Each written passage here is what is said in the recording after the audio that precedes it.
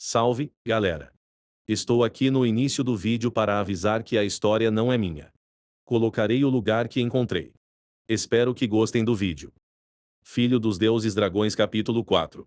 Sem o conhecimento de Issei, ela o seguiu secretamente durante a semana passada para ter certeza de que ele estava seguro e o que ela viu a enfureceu completamente. Ela testemunhou muitas crianças e até adultos condenando Issei ao ostracismo por ser diferente. Ninguém o queria por perto e isso fez com que Issei ficasse deprimido. Ela podia ver isso em sua expressão, embora ele tentasse tanto esconder isso dela e de Greatre. No entanto, ambos entenderam que algo aconteceu, então Opis imediatamente decidiu segui-lo nos dias seguintes com Greatrede avisando-a para não se envolver muito, caso contrário não seria bom para seu crescimento e também para evitar que outras forças descobrissem sua presença na cidade. Que direito qualquer um desses humanos patéticos tinha de tratar seu pequeno Issei dessa maneira? Eles deveriam ser gratos que seus filhos teriam o privilégio de brincar com seu filho e ainda assim eles ousam tratá-lo dessa maneira. Foi preciso cada grama de força de vontade que ela tinha para não apagá-los da existência ali mesmo. Pior ainda era a expressão triste que Issei fazia após cada encontro fracassado que tinha rasgado seu coração, algo que ela sempre acreditou que nunca teve, em pedaços quando o via.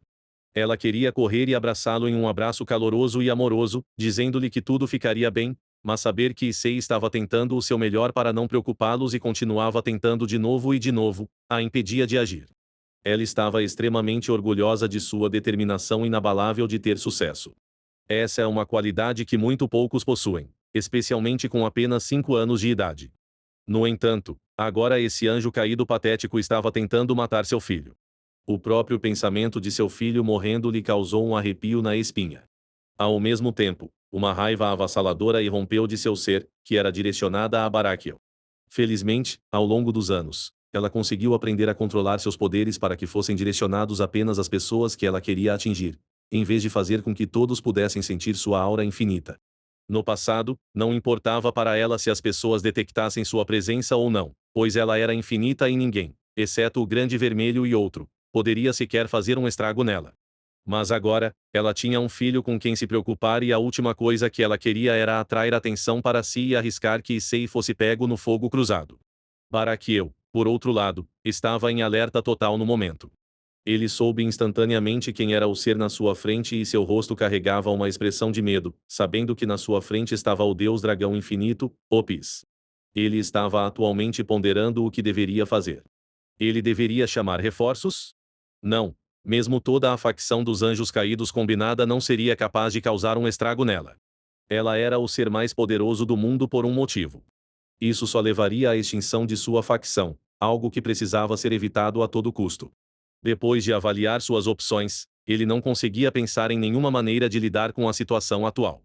No entanto, atrás dele estava sua família e ele daria sua vida para pelo menos dar a eles uma chance de fugir. Determinado a manter Opis longe deles, ele estava prestes a enfrentá-la quando de repente uma pequena figura ficou entre eles.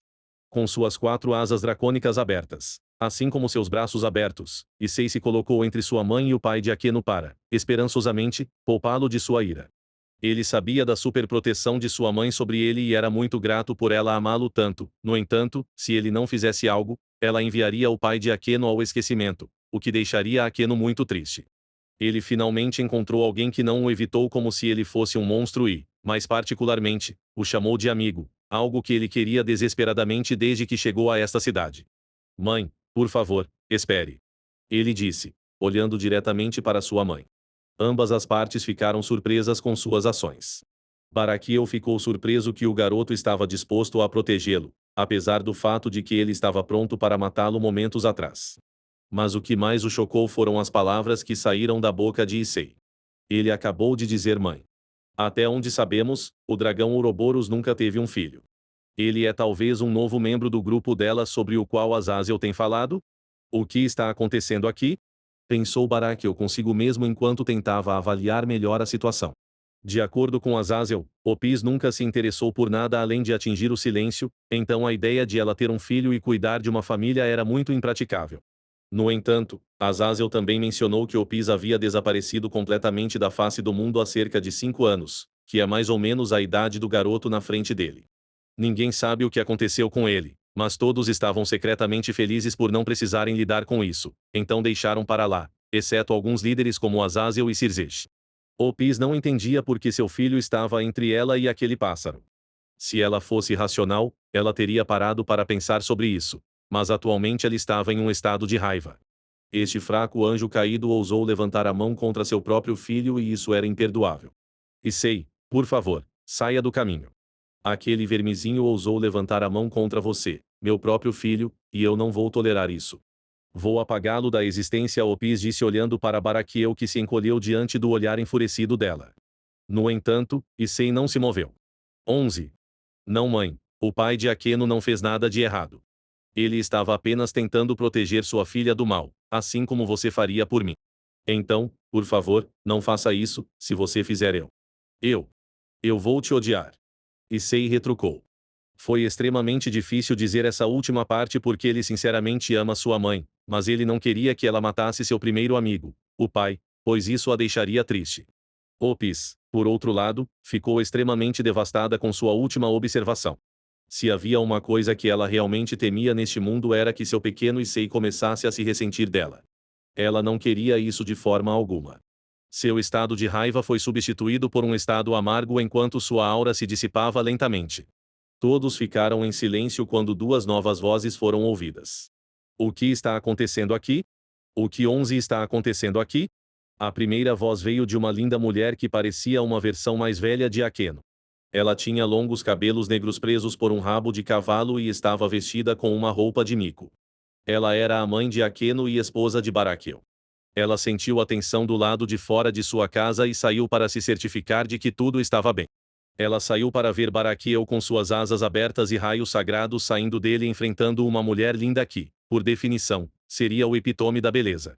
Entre eles estava uma criança que parecia estar tentando impedir o noivado e Aqueno que estava preocupada olhando para eles de lado.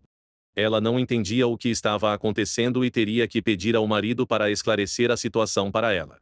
A segunda entidade que veio não era outra senão o Grande Vermelho tendo sentido o poder de Opis de sua nova casa. Ele sabia que algo tinha dado terrivelmente errado e imediatamente se teletransportou para onde Opis estava para tentar mitigar a situação antes que ela fizesse algo louco, bem como verificar se Issei estava bem. Ele chega para ver a mesma situação que Shuri, embora em sua mente, ele estivesse impressionado com seu filho por ter conseguido enfrentar sua mãe.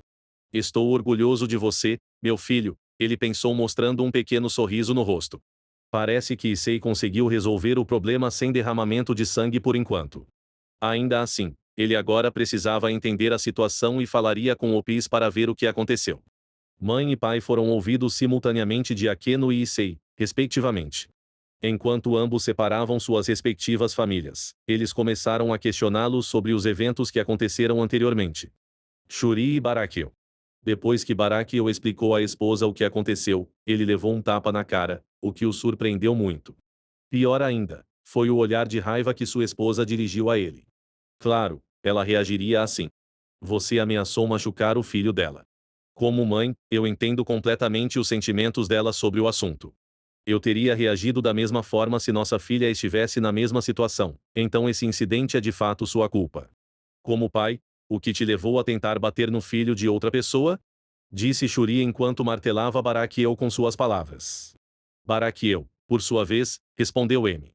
Mas eu só estava tentando proteger nossa filha do perigo. Apesar de ser uma criança, sua aura e poder são quase equivalentes aos meus e eu pensei que ele tinha intenções maliciosas com relação a Aqueno.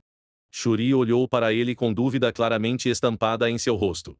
Você está se referindo àquela doce criança que ficou entre você e sua própria mãe para protegê-lo da ira dela?